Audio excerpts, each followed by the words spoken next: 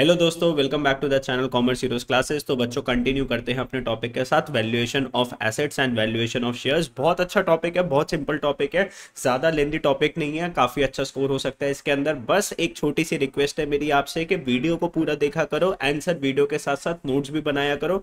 जो मैं क्वेश्चन करवा रहा हूँ वीडियो को स्टॉप कर दिया करो जैसे मैंने क्वेश्चन करवा दिया, ठीक है। उसके बाद अपना खुद से अपने रजिस्टर में सॉल्व करने की कोशिश करा करो। 100% बहुत अच्छे मार्क्स आएंगे और पूरा का पूरा कॉर्पोरेट अकाउंटिंग खत्म करवाऊंगा।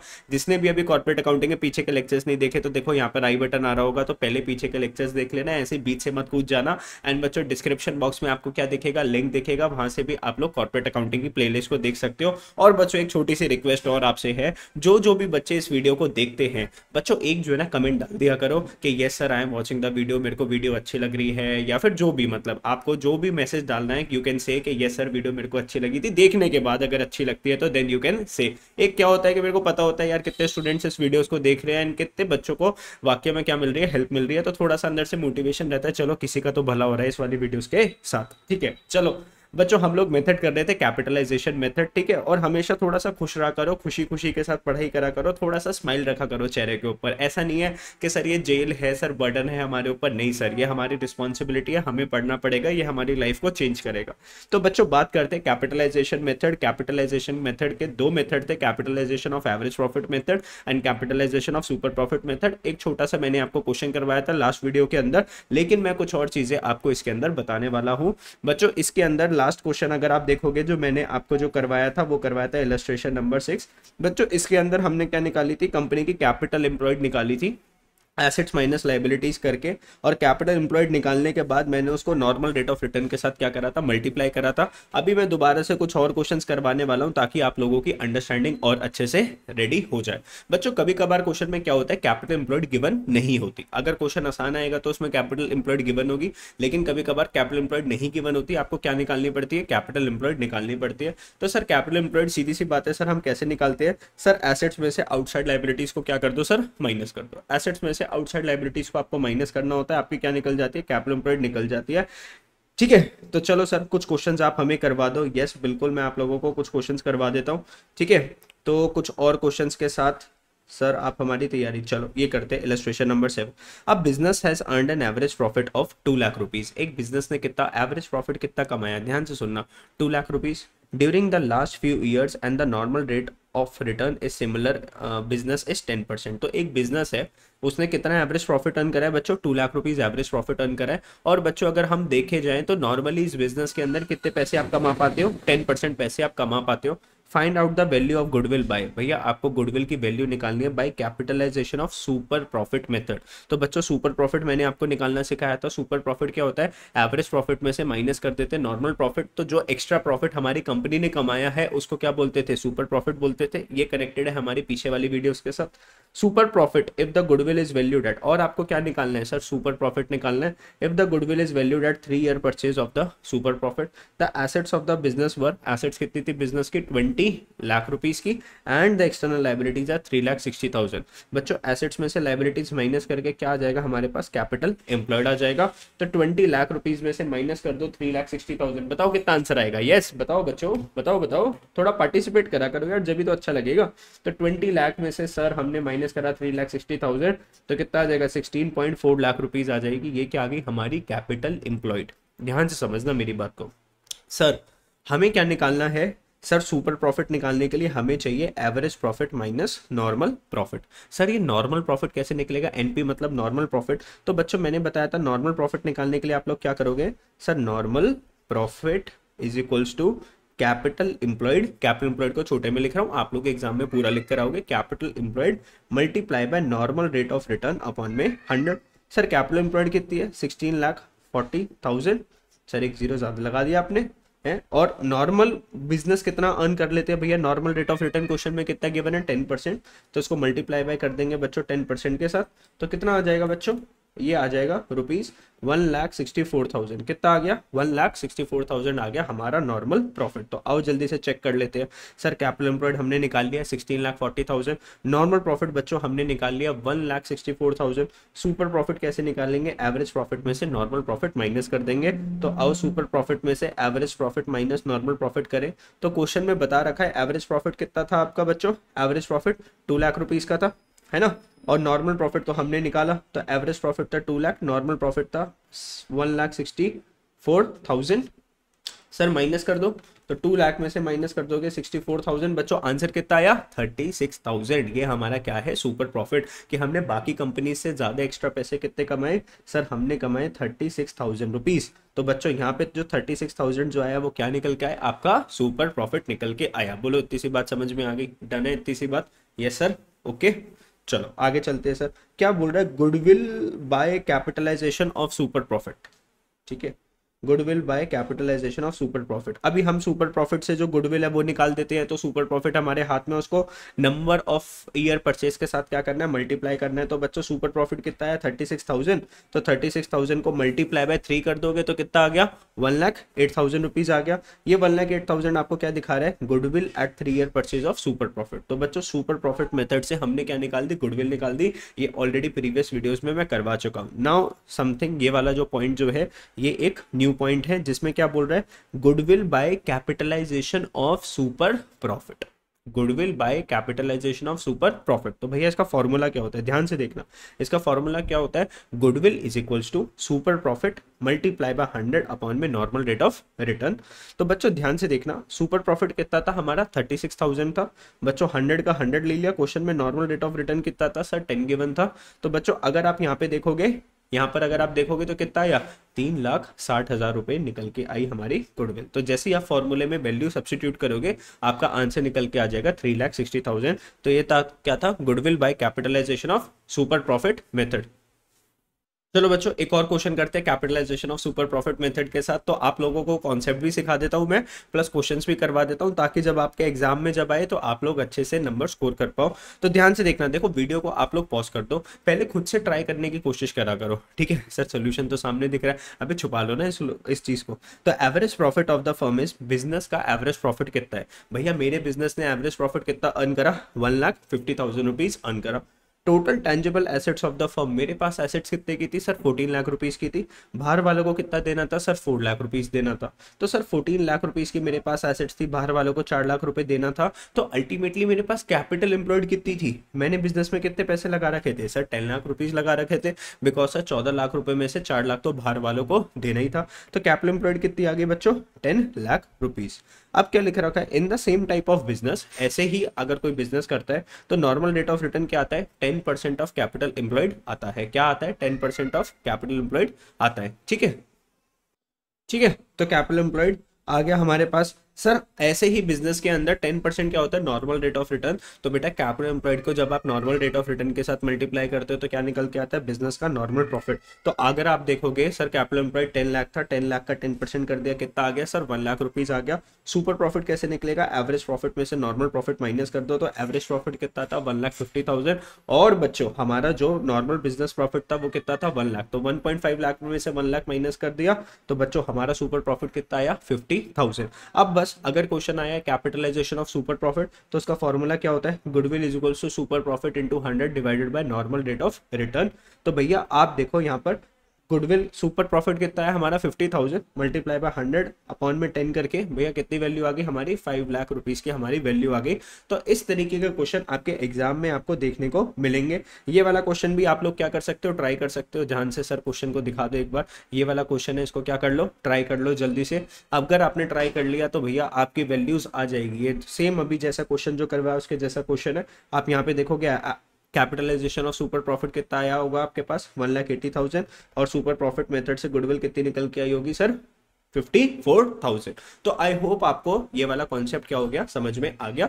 ये वाला एक इजी सा कॉन्सेप्ट था। अब आपके पास नेक्स्ट वीडियो के अंदर मैं कुछ और कॉन्सेप्ट्स आपके लिए लेकर आऊंगा। एंड बच्चों फिर valuation of shares and valuation of shares तो अभी हमें करना है। वैल्यूएशन ऑफ गुडविल अभी फिर क्या होएगा? आपका खत्म होगा। ठीक है। गुडविल का तो अगर आप देखो तो भैया गुडविल का कॉन्सेप्ट हमारा ऑलमोस्ट सारा का सारा फिनिश हो गया, गुडविल फिनिश हो चुका है। अब हम टॉपिक स्टार्ट करेंगे सर वैल्यूएशन ऑफ शेयर्स। कौन सा टॉपिक स्टार्ट करेंगे sir? Valuation of shares topic start करेंगे। तो वैल्यूएशन ऑफ शेयर्स क्या होता है सर? मैं अपनी कंपनी के शेयर्स की वैल्यू को फाइंड करना चाहता हूं कि आज मेरे कंपनी के शेयर्स की क्या वैल्यू है क्या नहीं है। तो ध्यान से देखो भैया, ये आपका स्टडी मटेरियल है, स्टडी मटेरियल को ओपन कर लो बिकॉज काफी इंपॉर्टेंट थ्योरीज इसके अंदर से कवर हो जाती है। क्या लिखा हुआ है देखो, valuation of shares refers to that value of shares on which shares are purchase sold transferred and taxes limit. तो भैया आपको आपकी कंपनी के शेयर्स के प्राइस की वैल्यू निकालनी है ताकि आगे चल के जब आपको शेयर्स को बेचना पड़े तो आपको पता है आपका शेयर कितने का है। या आप किसी दूसरे की कंपनी के शेयर्स को परचेज कर रहे हो तो आप उसके शेयर्स की क्या निकालो बच्चों? वैल्यू निकालो और उसके बाद उसके शेयर्स को परचेज कर लो। और बच्चों उसी वैल्यू के ऊपर क्या लगेगा? टैक्स भी तो लगेगा ना। तो टैक्स भी क्या लगता है? उस वैल्यू पे लगता है। तो पहले हमें क्या निकालनी है सर? वैल्यू निकालनी है। ठीक है। Usually the shares are transacted on the basis of stock exchange quotation. Stock exchange quotation sir stock market की बात कर रहा है। ठीक है। स्टॉक मार्केट के अंदर अगर आप देखोगे तो एक होता है नेशनल स्टॉक एक्सचेंज और एक होता है सर बॉम्बे स्टॉक एक्सचेंज। तो ये दो मार्केट्स है जहां से आप लोग अपने शेयर्स को क्या करते हो सर? बाय एंड सेल कर सकते हो। सर इसके ऊपर जो प्राइजेस लिस्टेड होता है किसका? शेयर्स का। उन प्राइजेस के ऊपर हम भैया शेयर्स को बाय करते हैं और क्या करते हैं बच्चों? सेल करते हैं। ठीक है, इतनी सी बात समझे। Unlisted shares are required to be sold and purchased. तो कभी कभार देखो ये जो स्टॉक एक्सचेंज पे जो शेयर्स है जो एनएससी के ऊपर जो लिस्टेड और जो बॉम्बे स्टॉक एक्सचेंज के ऊपर, ये क्या है? Stock market. ठीक है, दो तरीके की मार्केट होते हैं, एक नेशनल स्टॉक एक्सचेंज, एक बॉम्बे स्टॉक एक्सचेंज। बच्चों इस मार्केट की अगर मैं बात करूं तो कौन से शेयर्स होते हैं सर? लिस्टेड शेयर्स है। कौन से शेयर्स होते हैं सर? कंपनी के लिस्टेड शेयर्स है। जो कंपनीज लिस्टेड है मतलब जिनके शेयर स्टॉक मार्केट पे बिकते हैं उनको बोलते हैं लिस्टेड कंपनीज। और उनके शेयर्स कौन से होते हैं सर? Listed shares. कुछ ऐसी कंपनीज है जिसके शेयर स्टॉक मार्केट में नहीं बिकते, वो कौन से शेयर्स होते हैं सर? अनलिस्टेड शेयर्स होते हैं। सर अनलिस्टेड शेयर्स की वैल्यू कैसे निकालोगे? है ना, एक कंपनी है जिसके लिस्टेड शेयर्स भी है अनलिस्टेड शेयर्स भी है। लिस्टेड शेयर्स मतलब वो शेयर जो कि स्टॉक मार्केट में बिक रहे हैं, तो स्टॉक मार्केट में जाके उसका प्राइस चेक कर लेंगे और वहां से हम शेयर परचेज कर सकते हैं, सेल कर सकते हैं। लेकिन सर अनलिस्टेड शेयर्स के प्राइस के बारे में कैसे पता चलेगा? तो unlisted shares are required to be sold and purchased. ठीक है, तो जो आपका जो अकाउंटेंट है is asked to place a value on the shares of the company. अब यहाँ पे रूल आएगा आप लोगों का। भैया लिस्टेड शेयर्स के अंदर तो हम क्या देख लेंगे? स्टॉक मार्केट देख लेंगे। लेकिन जो अनलिस्टेड शेयर्स है मतलब जो कि स्टॉक मार्केट पे नहीं बिकते, उनका प्राइस कौन निकालेगा? उनका प्राइस निकालेगा अकाउंटेंट, जिसको हम क्या बोलेंगे? Valuation of shares. आप लोग भी आज की डेट में निकालना सीख जाओगे कि सर किसी भी कंपनी के शेयर प्राइस को अगर मुझे निकालना है तो मैं कैसे निकालूंगा। अब बच्चों या तो हम पढ़ सकते हैं मार्क्स के लिए या फिर हम पढ़ सकते हैं कॉन्सेप्ट की क्लैरिटी के लिए। भैया मैं देता हूं आपको कॉन्सेप्ट की क्लैरिटी। तो सबसे पहले थोड़ा बहुत आपको थ्योरी का आइडिया होना चाहिए और उसके बाद हम क्या करेंगे सर? प्रैक्टिकल्स करेंगे बिकॉज थ्योरेटिकल क्वेश्चन भी आ सकते हैं। The following are the particular instances where the need for valuation. अब क्वेश्चन आएगा कि वैल्यूएशन ऑफ शेयर्स कहां पे करना होता है? वैल्यूएशन ऑफ का शेयर्स कहां पे करना होता है? तो भैया देखो सबसे पहला पॉइंट क्या लिखा हुआ है? At the time of amalgamation. जब दो कंपनीज आपस में मिल जाती है जैसे वोडाफोन और idea. Absorption, reconstruction of companies. Reconstruction of company का मतलब क्या होता है? रिकंस्ट्रक्शन ऑफ कंपनीज का मतलब क्या होता है सर? रिकंस्ट्रक्शन ऑफ कंपनीज का मतलब है जब आप अपनी कंपनी को बंद कर रहे हो बिकॉज ऑफ सम रीजंस। आपकी कंपनी क्या हो रही है सर? खत्म हो रही है, तो आपको शेयर्स को क्या करना है? सेल करना है। तो उस टाइम शेयर्स की वैल्यू फाइंड करनी पड़ेगी टू फाइंड परचेज कंसिडरेशन। ठीक है, कि कोई आप अपनी कंपनी को बेच रहे हो, बंद कर रहे हो, तो सामने वाले को पता होना चाहिए सर किस प्राइस के शेयर्स है। दूसरा, unquoted shares to be bought and sold. Unquoted shares मतलब अनलिस्टेड शेयर्स। अभी मैंने आपको सिखाया ना शेयर्स लिस्टेड भी होते हैं अनलिस्टेड भी होते हैं, तो यहाँ पे कौन से शेयर्स हो गए? अनलिस्टेड शेयर्स हो गए। At the time of conversion of preference shares और डिबेंचर्स इनटू इक्विटी शेयर्स। कभी कभार क्या होता है आपने किसी कंपनी के प्रेफरेंस शेयर्स खरीद रखे हैं, ठीक है, या फिर कंपनी के डिबेंचर्स खरीद रखे हैं, तो कंपनी क्या बोलती है कि हम आपको पैसे वापस ना करके अपनी कंपनी के इक्विटी शेयर्स दे देंगे फ्यूचर के अंदर। तो बच्चों जब आपके प्रेफरेंस शेयर्स और डिबेंचर्स कन्वर्ट होते हैं इक्विटी शेयर्स के अंदर, बोले तो लिस्टेड शेयर्स के अंदर, तो आपको क्या निकालना पड़ता है सर? वैल्यू निकालनी पड़ती है शेयर्स की। At the time of assessment by the income tax authorities. भैया इनकम टैक्स अथॉरिटीज देखना चाहती है कि टैक्स किसके ऊपर लगेगा, तो उनको आपके शेयर्स का प्राइस की वैल्यू निकालनी है। ठीक है। Company acquiring majority shares of another company for the purpose of acquiring controlling interest in other company. एक कंपनी दूसरी कंपनी को खरीदना चाहती है, कंट्रोलिंग इंटरेस्ट लेना चाहती है, मतलब मेजॉरिटी शेयर्स खरीदना चाहती है, तो उसको पता होना चाहिए एक्चुअल शेयर का प्राइस क्या है। तो भैया वो भी कंपनी की क्या करती है? वैल्यूएशन ऑफ शेयर्स करती है। Shares are placed as security against a long term loan. जैसे मान लो रिलायंस इंडस्ट्रीज है, रिलायंस इंडस्ट्रीज को लोन चाहिए। अब भैया आपको पता है बैंक फ्री में तो लोन देगा नहीं, बैंक बदले में क्या रखवाता है? कोई ना कोई एसेट रखवाता है। आप क्या रखवाता है, आपसे एसेट रखवाता है। जैसे मान लो आप लोन लेने के लिए गए गोल्ड लोन, तो वो आपसे गोल्ड ले लेगा। आप कार लोन लेने के लिए गए तो वो कार को अपने पास रखता है और फिर उसको आपको क्या देता है, कार को अपने पास क्या मतलब अपने नाम पे रजिस्टर करवाता है। जब आपकी कार की आप सारी पेमेंट कर देते हो फिर कार आपके नाम पे ट्रांसफर होती है। आप होम लोन लेते हो तो ऐसे ही घर के जो कागज जो होते हैं वो किसके पास रखे होते हैं, बैंक के पास। मतलब सर कि जब भी आप लोन लेने के लिए जाते हो तो आपको कोई ना कोई एसेट गिरवी रखवानी पड़ती है, फिर आपको पैसे मिलते हैं। ऐसी रिलायंस इंडस्ट्रीज गई लोन लेने के लिए, तो भैया बैंक वालों ने क्या बोला, मुकेश अंबानी जी कुछ एसेट रखवा रहे हो क्या, तो उन्होंने बोला बिल्कुल रखवा देते हैं। तो बच्चों उन्होंने अपने शेयर्स गिरवी रखवा दिए। क्या गिरवी रखवा दिए, शेयर्स गिरवी रखवा दिए। सर शेयर्स भी गिरवी रख जाते हैं, यस सर। तो when shares are pledged, pledge का मतलब क्या होता है, गिरवी रखवा दिए एज अ सिक्योरिटी, कि कल को अगर मैं रिलायंस इंडस्ट्रीज पैसे ना दे पाऊं तो तुम हमारे शेयर्स को बेचकर अपने पैसे को क्या कर लेना, पूरा कर लेना। ठीक है, तो भैया ये कुछ आपके पॉइंट्स थे। पॉइंट नंबर 1 2 3 4 5 6, 6 पॉइंट तो आपको क्या करने पड़ेंगे सर, लर्न करने पड़ेंगे, ताकि अगर ये क्वेश्चन आ जाए कि why there is a need for valuation of shares या वैल्यूएशन ऑफ शेयर्स कब करना पड़ता है, तो सर ये सारे पॉइंट्स है जो कि आप लर्न कर लेना। ठीक है, ओके सर बात करते हैं factors affecting valuation of shares. Sir ये किसी के कंपनी के शेयर्स की वैल्यू ज्यादा होती है, किसी के कंपनी के शेयर्स की वैल्यू कम होती है, ऐसा क्यों होता है। Shared value of two different companies working in the same industries में डिफर सिग्निफिकेंटली। जैसे अगर मैं बात करता हूँ सर एशियन पेंट्स, या फिर दूसरे एक पेंट की कंपनी कौन सी हो जाती है सर आपकी, दूसरे एक पेंट की कंपनी हो जाती है बर्जर। किसकी बात कर लेते हैं सर, बर्जर। सर दोनों का शेयर का प्राइस एक बार बता दो हमें।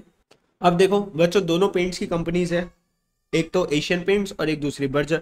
एशियन पेंट्स का शेयर का प्राइस देखो कितना चल रहा है सर, 2863 चल रहा है। लेकिन वहीं अगर मैं बर्जर पेंट्स की बात कर दूं, बर्जर पेंट्स की, उनका एक शेयर का प्राइस कितना चल रहा है, 505। कितना चल रहा है बच्चों, 505। अब सर ऐसा क्यों है, एक कंपनी का शेयर प्राइस अलग है, दूसरी कंपनी का शेयर प्राइस अलग है, ऐसा क्यों होता है। तो बच्चों देखो ध्यान से, ये भी आपका एक क्वेश्चन आ सकता है एग्जाम के अंदर। Following are some of the basic factors which affect the valuation of shares. आपके शेयर्स को कौन इफेक्ट करता है, सबसे पहली बात आपकी परफॉर्मेंस ऑफ द कंपनी। आपकी कंपनी कैसी चल रही है, पिछले सालों से कितना प्रॉफिट्स आ रहा है आपकी कंपनी के अंदर, कस्टमर्स कितने हैं, growth prospect of the company, future क्या है इस कंपनी का, फ्यूचर में ग्रो करेगी कि भैया शेयर के प्राइसेस क्या हो जाएंगे, कम हो जाएंगे, तो फ्यूचर प्रोस्पेक्टिव।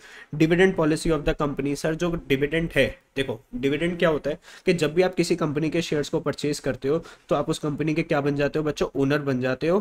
किस चीज के ओनर बन जाते हो। अब जब आप उस कंपनी के ओनर बन गए तो भैया आपको प्रॉफिट्स का क्या मिलेगी, हिस्सेदारी मिलेगी। प्रॉफिट्स में आपको क्या मिलेगा सर, एक परसेंटेज मिलेगा। तो सर कंपनी जो है शेयर होल्डर्स को क्या बांटती है सर, प्रॉफिट्स की परसेंटेज बांटती है ऑन द बेसिस ऑफ कितने आपने शेयर्स खरीद रखे हैं, कितने परसेंटेज आपके पास शेयर्स हैं। तो प्रॉफिट्स की कुछ हिस्सा आपको भी मिलता है जिसको वो क्या बोलते हैं सर, डिविडेंड। तो प्रॉफिट के हिस्से को क्या बोलते हैं सर, डिविडेंड बोलते हैं, जो कि कंपनी पे करती है किसको, शेयर होल्डर्स को। तो dividend policy of the company that is conservative dividend policy और द लिबरल डिविडेंड पॉलिसी।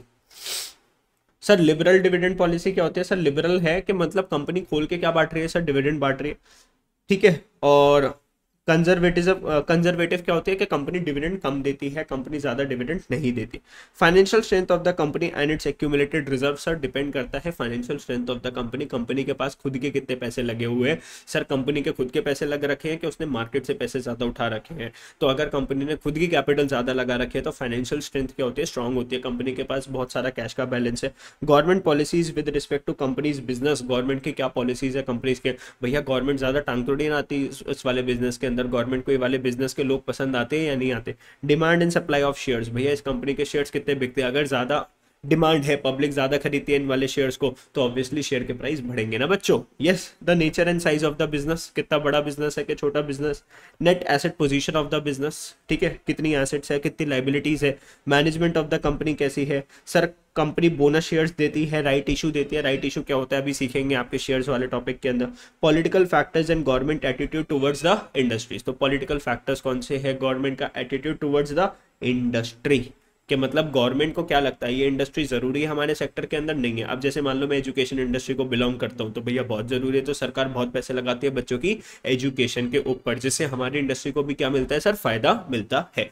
तो भैया ये सारे फैक्टर्स है जिसके ऊपर भी क्या आ सकता है, क्वेश्चन आ सकता है, factors affecting valuation of share. छोटा सा आपसे थ्योरेटिकल क्वेश्चन पूछेंगे, मतलब प्रैक्टिकल क्वेश्चन पूछा और बाकी थ्योरी क्वेश्चन आपसे पूछ लिया। तो ध्यान से भैया, कोई भी चीज जो मैं इस वीडियो के अंदर करवा रहा हूँ कोई भी चीज रिलेवेंट नहीं है, सारी की सारी चीजें बहुत ज्यादा सुपर डुपर इंपॉर्टेंट है। तो मैं थ्योरी भी पढ़वा रहा हूँ और आप लोगों को प्रैक्टिकल भी करवा रहा हूँ। सर वैल्यूएशन ऑफ शेयर्स में be of following type, sir कितने तरीके के शेयर्स की, अगर आप देखो सर कितने सारे मेथड है जिससे आप शेयर्स की वैल्यू निकाल सकते हो। तो एक होता है पार वैल्यू और फेस वैल्यू, एक होती है बुक वैल्यू, एक है मार्केट वैल्यू, एक है इंट्रिंसिक वैल्यू, एक है फेयर वैल्यू, एक है परचेज वैल्यू, कॉस्ट वैल्यू और एक है कैपिटलाइज वैल्यू। तो सर इतने मेथड से आप लोग क्या निकाल सकते हो, एक शेयर्स की वैल्यूएशन निकाल सकते हो। इतने सारे बहुत सारे मेथड होते हैं। तो भैया एक एक करके इन सारे मेथड को हम वीडियोस के अंदर क्या करेंगे, डिस्कस करेंगे। आज की वीडियो को मैं यहाँ पे क्या कर रहा हूँ, क्लोज कर रहा हूँ। नेक्स्ट से फिर हम आगे कंटिन्यू करेंगे। ठीक है, बाय बाय दोस्तों। चैनल को सब्सक्राइब कर लेना, दोस्त वीडियो को लाइक कर देना और दोस्तों के साथ शेयर कर देना अगर आपको वीडियोस अच्छी लग रही है। एंड एक छोटा सा कमेंट बॉक्स भी कर दिया करो, ठीक है, कमेंट भी कर दिया करो।